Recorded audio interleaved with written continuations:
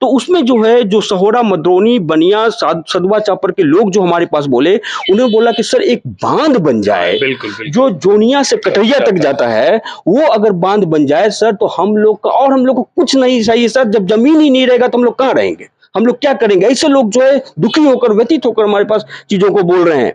जब ये जो शराबबंदी का जो कानून आया 2016 में, और सामाजिक स्तर पे तो ये ठीक लग रहा है, लेकिन जब हम आर्थिक दृष्टिकोण पे देखते हैं तो 2016-17 में ही 16,000 करोड़ रुपए का लॉस है इससे। और सरकार को, बिहार सरकार को, जब तक जो रिवेन्यू का, आय का कोई दूसरा स्रोत वो लेकर नहीं आते हैं जो कंपनसेट कर सके, तब तक जो है बिहार के डेवलपमेंट के लिए बहुत मुश्किल है। कहाँ GS न्यूज, सच्ची खबर आप तक। चले थे बैग लेकर जब गांव से शहर की ओर, चले थे बैग लेकर जब गांव से शहर की ओर, यह सोचकर कि पता नहीं कभी लौट आएंगे कि नहीं। अक्सर जब गांव से लोग शहर के लिए निकलते हैं, चाहे वो पढ़ाई के लिए हो, रोजी रोटी के लिए हो, या नाम इज्जत शोहरत के लिए हो, वो वापस जाएं और अपने गांव के हो जाएं। मैं आज यह पंक्ति इसलिए कर रहा हूं क्योंकि आज हमारे साथ जो इस खास कार्यक्रम में हमारे साथ आज के आमंत्रित जो गेस्ट हैं, ये वर्तमान में दिल्ली में रहते हैं, इनकी जॉब दिल्ली में है, लेकिन इनको एक गाना सुना था आपने कि मुझे मेरा गांव याद बहुत आता है। तो बस ये अपने गांव की ओर लौटे हैं और कई सपने लेकर आए। लोग सपने लेकर गांव से शहर की ओर जाते हैं, ये सपने लेकर शहर से गांव की तरफ आए हैं। शहर नहीं, मैं महानगर की बात कर रहा हूं। आइए सीधे मुखातिब होते हैं। सबसे पहले मैं आपको बता दूं कि मैं वरुण बाबुल, और कैमरा में हमारे साथ हैं समर और गौरव। और आज के इस खास एपिसोड में जिसका नाम है आपकी बात वरुण बाबुल के साथ, हमारे साथ हैं डॉक्टर मुकेश कुमार। मुकेश जी, बहुत बहुत स्वागत है आपके इस हमारे इस खास कार्यक्रम में जिसका नाम है आपकी बात वरुण बाबुल के साथ। शुक्रिया जी वरुण बाबू जी, आपने हमें ये स्पेस दिया, हमें बोलने के लिए ये प्लेटफॉर्म प्रोवाइड किया, इसके लिए बहुत बहुत शुक्रिया आपको। सर, सबसे पहला तो मेरा सवाल होगा कि मैं आपके बारे में पूछूं, आपके बारे में जानूं। मैं एक चीज आपसे जानना चाहता हूं कि हमने अक्सर देखा है कि ट्रेनों में भर भर कर लोग अपने गांव से, अपने घर से, बिहार से बाहर जाते हैं। जिस समय वो जाते हैं, कई सपने, कई अरमान लेकर जाते हैं, लेकिन वहां जाने के बाद क्या स्थिति होता है, कैसा माहौल होता है? ये आपने एकदम सही बोला। जो है कुछ लोग रोजगार के खोज में, कुछ लोग शिक्षा के कारण, और कई कारणों से लोग जो है जाते हैं और कई सालों से जाते रहे हैं, पलायन होता रहा है।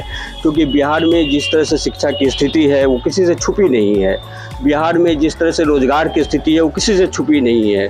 बिहार जो है बीमारू स्टेट में गिना जाता है, और वहाँ जाकर जो लोग जो रोजगार के खोजने के लिए जो निकलते हैं, वहाँ भी जो है एक मजदूरी करके ही अपना पेट भरते हैं, झुग्गियों में रहते हैं, किसी तरह से अपना पालन पोषण करते हैं, अपने परिवार का पालन पोषण करते हैं। शिक्षा के भी खोज में लोग जा रहे हैं और जाते रहे। जैसे हम खुद ही एक अपना उदाहरण है, जो नवगछिया हाई स्कूल से पढ़े, नवगछिया हाई स्कूल से हमने 10th किया, इसके बाद बनारसी लाल सर्राफ कॉलेज जो है यहाँ से हमने 12th किया। 12th करने के बाद हम पटना यूनिवर्सिटी से ग्रेजुएशन किए। फिर जो है हमें एक अवसर मिला दिल्ली जाने का, दिल्ली जाकर पढ़ाई करने का। हमने जो एंट्रेंस क्लियर किया दिल्ली स्कूल ऑफ इकोनॉमिक्स, जो दिल्ली यूनिवर्सिटी के अंदर आता है, वहाँ से हमने MA इकोनॉमिक्स किया। फिर हमने JNU से MPhil भी किया इकोनॉमिक्स में। और खुदा न खास्ते, खुदा के जब हमारा रहा, ईश्वर का जो हमारा वरदान रहा, तो हमें JNU में PhD करने का भी अवसर मिला। और हमारा जो PhD का जो विषय जो रहा वो भी बिहार के ही आर्थिक स्थिति पे रहा, और जो 1990 से 2016-17 तक का रहा। और इसी दौरान जो है हमें जो है दिल्ली यूनिवर्सिटी, जो पिछले 15 सालों से, मतलब मोर देन 15 ईयर्स से हम जो है दिल्ली यूनिवर्सिटी में पढ़ा रहे हैं। दिल्ली यूनिवर्सिटी के मोतीलाल नेहरू कॉलेज में अर्थशास्त्र विभाग में पढ़ा रहे हैं, और अभी हम as a associate professor economics department में हैं। और इसी दौरान 2015-16 में जो ministry of human resource development है, उसके थ्रू भी हमें इंग्लैंड में जाकर, जो यूनिवर्सिटी ऑफ नॉटिंघम में जाकर जो स्कॉलरशिप मिला, इकोनॉमिक्स एंड फिनेंशियल इकोनॉमिक्स में स्पेशलाइजेशन करने का भी मौका मिला और वहाँ से हमने डिग्री करके लौटा। लेकिन जो आपने वस्तु स्थिति जो बताई, जो ट्रेन से भर भर कर जो लोग जा रहे हैं, हर दिन जा रहे हैं, जो आज भी स्थिति वैसी ही बनी हुई है। आज भी अगर हम ट्रेन में देखें तो ज़्यादातर ट्रेन में जो है लोग जो है शिक्षा से ज़्यादा रोजगार के लिए पलायन कर रहे हैं। ये ऐसा इसलिए है क्योंकि यहाँ पर रोजगार की स्थिति बद से बदतर हो गई है। चलिए सर मैं माफी चाहूंगा कि मैं आपको टॉपिक पर ले आया और मैं आपसे लंबे समय बात करूं, लेकिन कई लोग हैं जो हमारा ये वीडियो देख रहे हैं, उनके मन में काफी उत्सुकता होगी कि आखिर ये कौन है। सर आप अपना परिचय दें और कैसे लोग आपको पहचाने। मेरा नाम डॉक्टर मुकेश कुमार है और जैसा कि हमने कुछ देर पहले भी कहा, जो हमारी जो है 10th की पढ़ाई जो है नौगछिया हाई स्कूल से ही हुआ। हमारा जन्म स्थल नौगछिया ही है, नौगछिया गौशाला रोड के पास, गौशाला के सामने हमारा घर है। हमारे पिताजी का नाम भी श्री अवधेश गुप्ता है और जो है फिर यहाँ से 10th करने के बाद हमारी 12th भी यहीं बनारसी लाल सर्राफ कॉलेज से हुई। सर अब मैं ज़्यादा समय नहीं लेते हुए, आपने नौगछिया कब छोड़ा था सर? यहाँ जब आप पटना के लिए निकले थे उस समय क्या?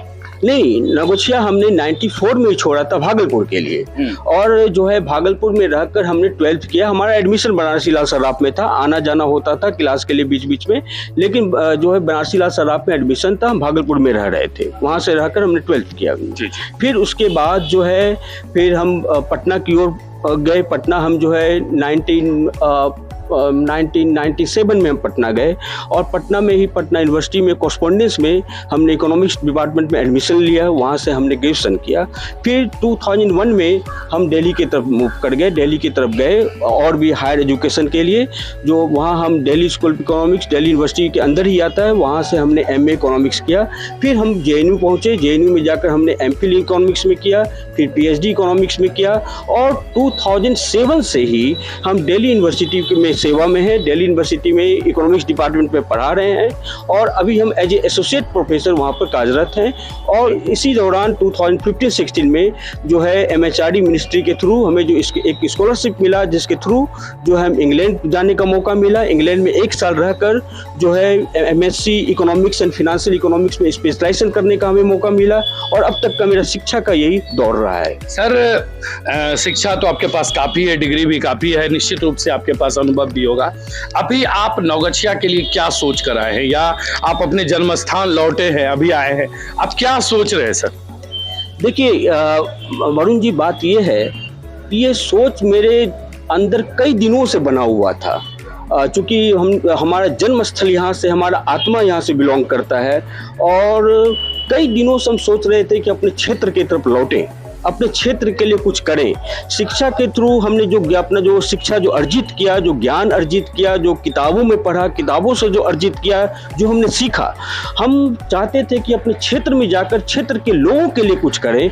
और मेरे मन में हमेशा बापू का एक कथन आता था कि लोकतंत्र का जो फायदा जो है, बुनियादी फायदा जो है, वो गांव के अंतिम व्यक्ति तक, जो गरीब से गरीबतम व्यक्ति है, वहां तक पहुंचे।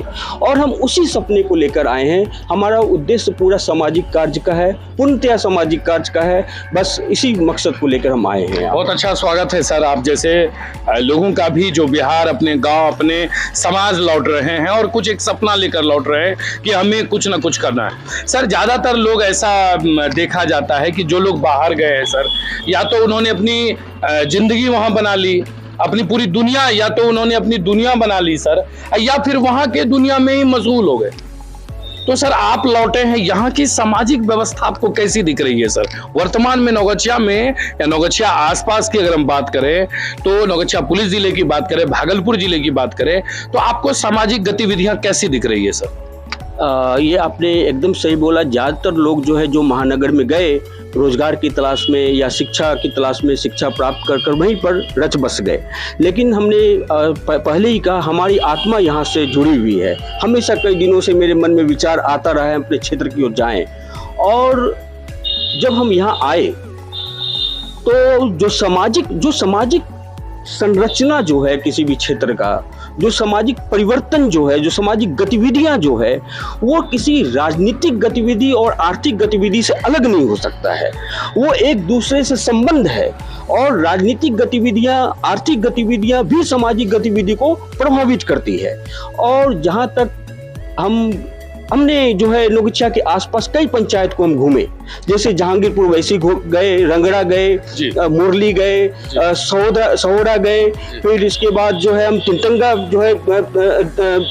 गए, और उसके अलावा जो है 5-6 पंचायत हम लोग घूमे हैं। हमने मधुसूदनपुर वैसी गए, बनिया वैसी गए, और वहाँ जाकर हम वहाँ के लोगों से मिले, और लोगों से मिलकर हमने कई सारे वहाँ के जो स्थानीय मुद्दा है, जो सामाजिक स्तर पर है, राजनीतिक स्तर पर है, जो लॉ एंड ऑर्डर के स्तर पर है, जो आर्थिक स्थिति पर है, और जो सरकार की कई सारी योजनाएं हैं उसको लेकर है। हमने ये सारे, आपको देख सकते हैं कि हमने एक क्षेत्र का, जैसे ये सहोरा का है कई सारा मुद्दा, मुरली का कई सारा मुद्दा है, आप डायरी में देख सकते हैं।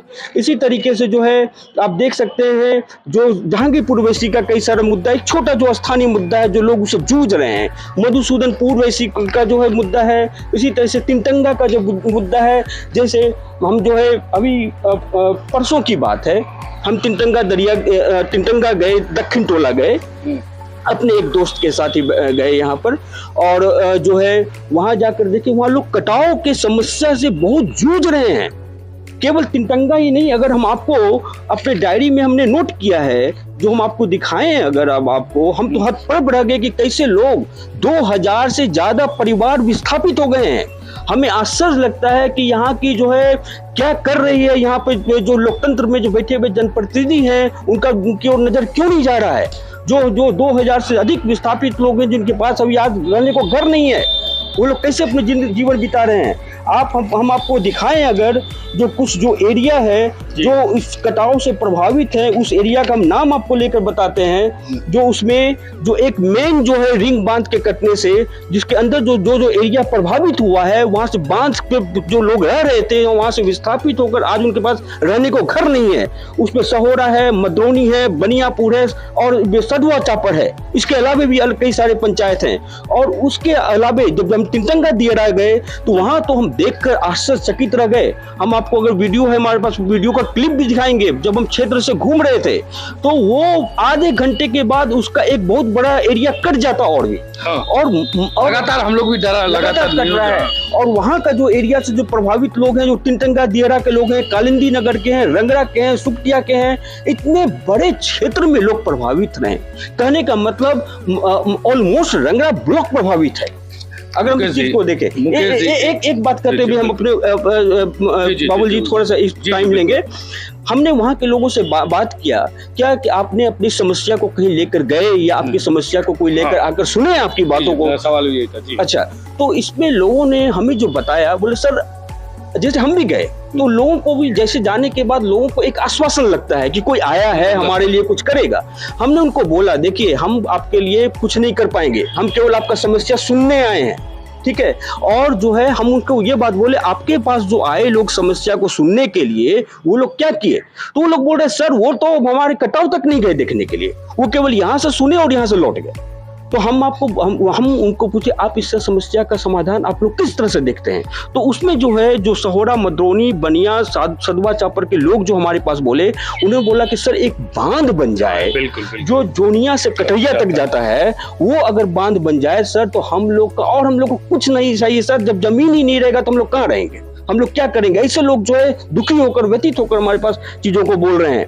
जो जब ये हम टिंटंगा के तरफ जाते हैं तो वहां के लोग भी बोलते हैं कि सर हम लोग के पास रख रहे हैं कि टिंटंगा करारी से लेकर कटरिया तक आप एक बांध बना दीजिए जो 12 से 15 किलोमीटर है।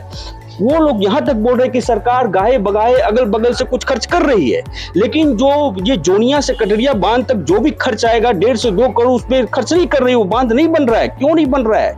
उस जो 2000 से ज्यादा फैमिली जो विस्थापित है, मेरे अंदर एक दर्द छलका उसको देखकर मेरा क्या बताएं, मुझे समझ में नहीं आ रहा है कि यहाँ के लोग जनप्रतिनिधि कर क्या रही है यहाँ पर। और जी सर, बहुत बहुत धन्यवाद। आपने बहुत ही गहरी मुद्रा में देखा, अच्छी बात है सर। मैं हृदय से आपका आभार भी प्रकट करता हूं। सर मेरा एक सवाल है कि इतने बड़े क्षेत्र में कटाव हो रहा है, इतने लोग पीड़ित है, लगातार न्यूज चैनल में चल रहा है, खबर चल रही है, हम लोग भी चला रहे हैं, नेशनल लेवल के पत्रकारों ने कवरेज किया, नेशनल न्यूज में आया, लेकिन यह बात बिहार सरकार के जो अधिकारी है या जो उस पद पर बैठे हुए हैं, जो भारत सरकार है, वहां तक क्यों नहीं पहुंच रही है, या पहुंच रही है तो आपके नजर से कमी क्या लग रहा है? क्योंकि सर एक छोटी सी बात होती है तो वो पहुंच जाती है। ये तो इतना दिन से कटाव चल रहा है, हर दिन घर से लोग बेघर हो रहे हैं, जहांगीरपुर बैसी के लोग हों या फिर जो है तिनटंगा के ज्ञानी दास टोला के हों, एक हर तरह का समाचार, हर नेशनल न्यूज चला रहा है सर। तो आखिर बातें पहुंच क्यों नहीं पा रही है आपके अनुसार? बाबुली जी, आपने जो बात बोला कि इंफॉर्मेशन पहुंचाने का जरिया आज के टाइम में मीडिया से बड़ा कुछ नहीं है, और मीडिया जो है लाइव दिखाकर, चाहे वो सोशल मीडिया का प्लेटफॉर्म हो, चाहे वो डिजिटल मीडिया हो, चाहे वो प्रिंट मीडिया हो, मीडिया आज के टाइम में बहुत बड़ा इंफॉर्मेशन का, कम्युनिकेशन का साधन है और वो कर भी रही है, अपना काम भी कर रही है। लेकिन हमें ये देखने की बात है कि जो परिवार, जो लोग, जो हम देख कर आए, जो हमारी जो समझ में आया, हो सकता क्या जनप्रतिनिधि के पास जा रहा है ये बातें, लेकिन जो उसमें जो चीज है कि उसमें जो फैमिली है, जो परिवार है, जो विस्थापित हुआ है, वो कौन परिवार है? हमने देखा ज्यादातर गरीब लोग हैं जिनके पास जो है 1 जून का टाइम खाने का पैसा नहीं होता है। मेरे ख्याल से सरकार ये सोच के चली है कि जो है वोट के टाइम में तो किसी तरीके से इसे वोट ले ही लेंगे, बिल्कुल ले ही लेंगे, और जो इसमें कोई भी जो संपन्न व्यक्ति या संपन्न परिवार इसमें प्रभावित नहीं हो रहा है। इसमें जो भी प्रभावित हो रहे हैं, जो अगर हम अब सोशल डायमेंशन की बात करें तो सोशल कम्युनिटी में निचले स्तर के लोग ज्यादा प्रभावित हो रहे हैं। और जो दूसरी बात जो है, जो जिनके पास खाने का कोई रोजगार नहीं है, खाने का साधन नहीं है, वो हर समय के लिए सर सहायता सरकार नहीं कर पा रही है, लेकिन कटाव भी तो नहीं उसके लिए कार्य चल रहा है। कभी सांसद महोदय का आता है, कभी किन्हीं का आता है, लेकिन उस रफ्तार से वो कार्य नहीं चल रहा है जिससे कि उस पर रोक लगे। वो तो ईश्वरीय कृपा रहती है कि कभी धीमा हो जाता है, कभी रुक जाता है और फिर शुरू हो जाता है। हमने अभी थोड़ी देर पहले जिक्र किया कुछ बांध को लेकर, ठीक है, और बांध तो सर बनने की बात है। मैं आपसे जानना चाह रहा हूं कि आपने अवलोकन किया, आपकी नजरिए से क्या लग रहा है कि ये कटाव कैसे रुकेगा सर? देखिए, जो इसमें सीधा सी बात है, लोगों ने उसमें लोगों ने बताया कि कुछ लोग आए, 100 बोरियां डालकर चले गए, ठीक है, कि वो भर जाएगा, पानी अभी इधर नहीं आएगा, लेकिन वो कहाँ रुकता है? उसको तो फिर उसको बहा कर लेकर उसको काट कर निकल जा रहा है। ये कहीं से समाधान नहीं है।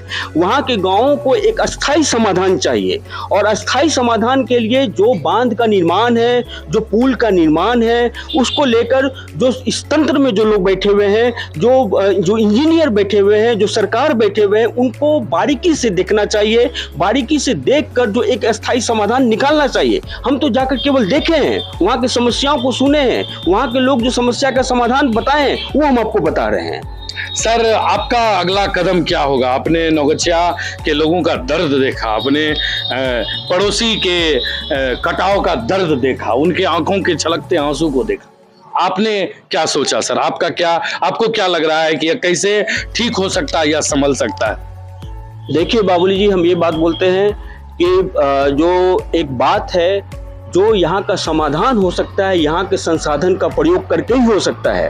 और संसाधन जो है लोकतंत्र के पास होता है, सरकार के पास होता है, चाहे वो संसाधन फिजिकल हो, चाहे वो संसाधन जो है टेक्निकल हो। जितने भी संसाधन का प्रयोग करके जो सरकार के अंदर आता है, जो सरकार चाहे, तो सरकार अगर ठान ले, और सरकार को ठानना चाहिए, क्यों नहीं चाहिए, वो आपके क्षेत्र के लोग हैं, वो आपसे उम्मीद कर रहे हैं, तो वो सारे संसाधन का प्रयोग करके एक स्थायी समाधान निकाला जा सकता है।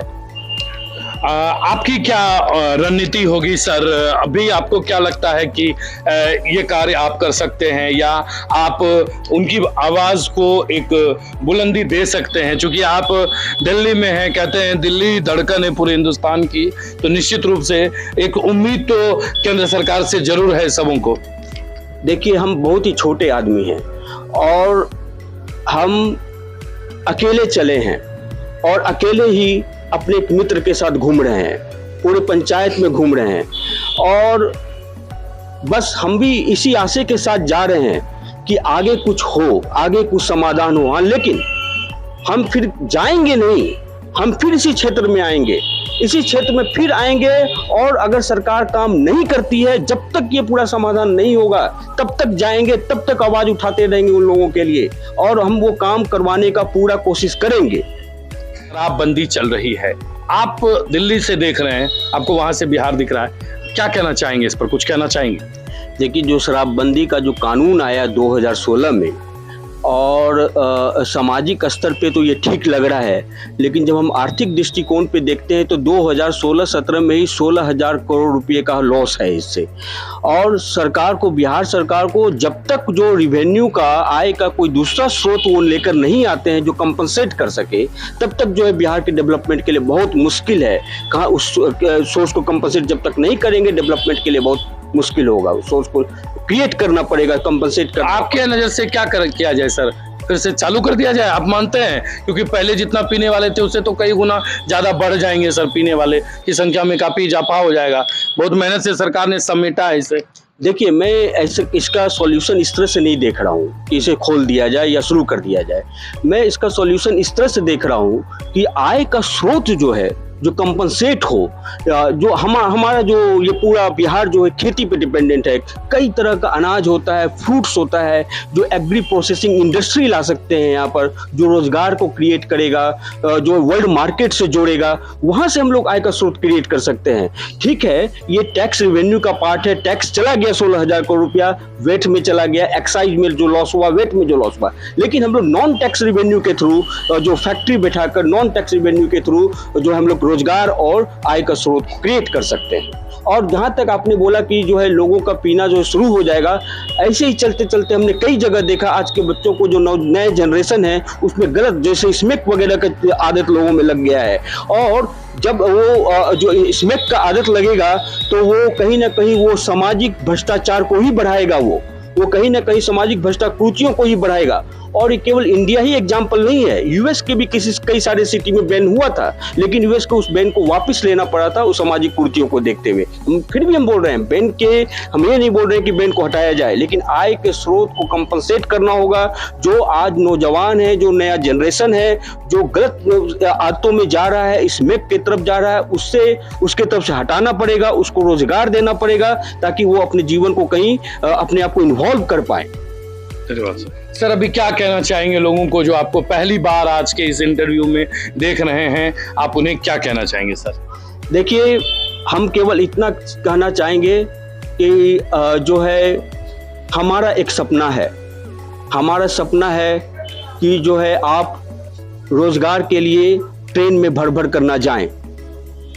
जो शिक्षा का जो स्थिति है यहाँ पर, वो शिक्षा के लिए आपको बाहर नहीं जाना पड़े, आपको यहीं पर शिक्षा मिले, आपको यहाँ पर ही रोजगार मिले। आपका जो सामाजिक स्तर पे जो समस्या है, आपका जो लॉ एंड ऑर्डर के स्तर पे जो समस्या है, किसी भी तरह का समस्या है, उसका समाधान होना चाहिए। और हम उसमें जहाँ तक हो सकता है उसमें हम हिस्सेदारी करेंगे। और आगे मेरा यही भविष्य का कल्पना है, भविष्य का यही सोच है। सर, आपसे कोई संपर्क अगर करना चाहे तो कैसे कर सकता है सर? सोशल मीडिया पर हैं या फिर आपसे कैसे? देखिए, सोशल मीडिया पर भी है, ट्विटर पर भी है, फेसबुक पर भी है। इसके अलावा मेरा अपना मोबाइल नंबर भी है और व्हाट्सएप भी है। अपने आईडी को सार्वजनिक करना चाहेंगे, जो अपने क्षेत्र के लोग हैं उन्हें आप बताना चाहेंगे सर? आप चाहें तो मेरा मोबाइल नंबर भी रख सकते हैं, उसमें हमें कोई समस्या नहीं है। हम तो सबों के लिए हैं, हम तो एक सामाजिक कार्य करने के लिए निकले हैं, तो हमें इसमें किसी बात, किसी चीज को गोपनीय रखने, शेयर करते हैं। जरा फेसबुक की आईडी बता दें ताकि जो लोग आपको देख रहे हैं आपको फॉलो कर सके। जरूर जरूर जरूर। मेरा आईडी है mukesh.dsc11@gmail.com। हाँ, ये आपका ईमेल है। फेसबुक पर क्या आईडी है सर आपका? फेसबुक पर मुकेश कुमार है, और जो बस मुकेश कुमार के ट्विटर पर भी जी। ट्विटर पे हम खुद अपना आईडी भूल जाते हैं, वो देखना पड़ेगा हमें। 1 मिनट, हम अपना आईडी अभी हम आपको खोल के दिखाते हैं, तो आप तुरंत आपको आईडी बता रहे हैं। हाँ, जो ट्विटर पर है वो @मुकेश है, 94165128 है जी। और आपका mobile number sir? Mobile number 9717354519 ये आपका नंबर है तो निश्चित रूप से बहुत कुछ सोच कर डॉक्टर मुकेश जी नौगछिया हैं, नौगछिया के ही हैं और गौशाला रोड में इनका गौशाला के सामने घर भी है और ये एक उम्मीद से चले हैं कि हम अपने क्षेत्र को, हम अपने गांव के लोगों के लिए कुछ कर सके और बेहतर कर सके। और इन्होंने जो देखा है, जो इनके नजर पर जो है वो नजर के सामने आया है, इन्होंने उसे व्यक्त किया। आपको कैसा लगा जरूर बताइएगा। और मुकेश जी से जुड़ने के लिए मुकेश जी का सारा संपर्क आपके सामने डिस्प्ले भी हो रहा होगा, स्क्रीन पर भी आपको दिख रहा होगा। कैसा लगा जरूर बताइएगा। अब दीजिए इजाजत, फिर मिलेंगे अगले एपिसोड में और नए ऊर्जा के साथ और आप लोगों के बीच पहुंचाएंगे हर तरह की जानकारी। आज दीजिए इजाजत। कैमरामैन समर्थ और संतोष के साथ में वरुण बाबू।